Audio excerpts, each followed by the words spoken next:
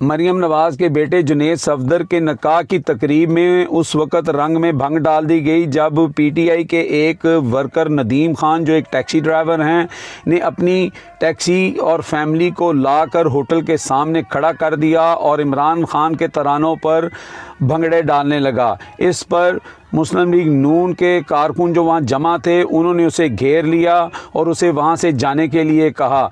ना जाने पर उनमें आपस में हाथापाई हो गई, जिसमें नदीम खान के बेटे को पंच भी लगा। इस पर नदीम खान ने बाद पुलिस को बुलाया और पुलिस इस बारे में इन्वेस्टिगेट कर रही है। लेकिन नदीम खान अकेला वहाँ पे डटा रहा, वो गाने गाता रहा, डांस करता रहा और अपने लीडर इमरान खान की तारीफ भी करता रहा।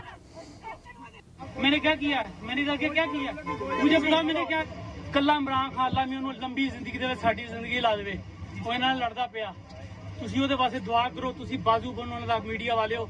ਇਹ ਦੇਖੋ ਇੱਥੇ ਵਿਆਹ ਕਰਦੇ ਪਏ ਨੇ, ਤੁੱਕ ਬੰਦਾ ਉੱਥੇ ਲੋਕੀ ਭੁੱਖੇ ਮਰਦੇ ਪਏ ਨੇ। ਅਸੀਂ ਇੱਥੇ ਦਿਨ ਰਾਤ ਕੰਮ ਕਰਦੇ ਤੇ ਆਹ ਲੋਕ ਦੇਖੋ ਇਹਨਾਂ ਦੀ ਜ਼ਿੰਦਗੀਆਂ ਦੇਖੋ। ਉਹ ਬੰਦਾ ਕਹਿੰਦੇ ਕੈਮਰੇ 'ਚ ਪੜਿਆ, ਕਿੱਥੋਂ ਪੈਸਾ ਆਇਆ ਉਹਨੂੰ ਪੜਾਉਣ ਲਈ? ਕਿੰਨੇ ਦਿੱਤਾ ਉਹਨੂੰ ਪੈਸਾ? ਕਿੱਥੋਂ ਆਇਆ? ਉਹ 20-25 ਸਾਲ ਦਾ ਮੁੰਡਾ।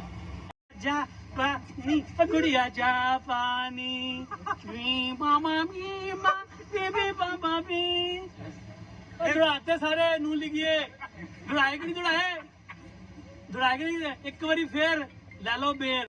Amjad Chaudhry, channel 5, London.